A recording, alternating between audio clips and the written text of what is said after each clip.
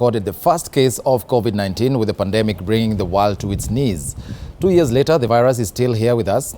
However, the country has recorded a few COVID-19 cases in the recent months, with stakeholders in the health sector now calling on the government to lift the mask mandates.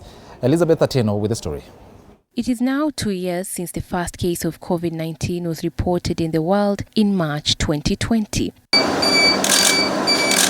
The world was brought to its knees after the pandemic disrupted both lives and livelihoods. Kenya is currently recording a decrease in the rates of infection.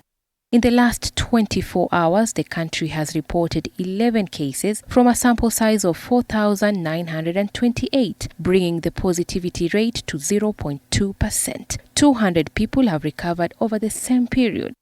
Since the outbreak of the pandemic, the country has reported a total of 323,140 cases, 5,644 deaths, and 317,465 recoveries. One thing that we know with the pandemic and with this COVID, as we have seen its progress, you can never say it's done.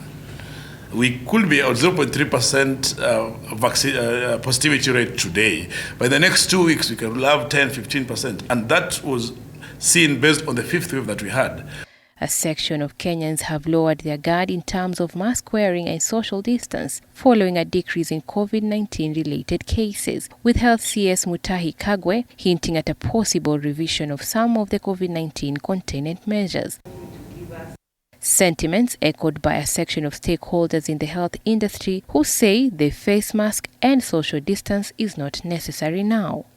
And this issue of the masks, the issue of a very serious social distancing, I don't see the value that it's actually really giving as at the moment. However, the World Health Organization says lifting of mask mandates could walk back the gains made on COVID-19. European countries, however, don't agree with these remarks, as most of them are embracing the idea of living with the virus. Since the outbreak of COVID-19, the world has reported over 5 variants, the first variant being the Alpha variant, followed by the Beta variant, then the Gamma, then came the predominant Delta variant, which was followed by the Omicron variant. However, the world might have to deal with more variants after a US-based research firm established that the world will experience a new COVID-19 outbreak in a month's time. Political gatherings on, we have a lot of churches happening. So it means that we don't add a new strain that is more infectious, that spreads more. Yeah, but we cannot rule out that.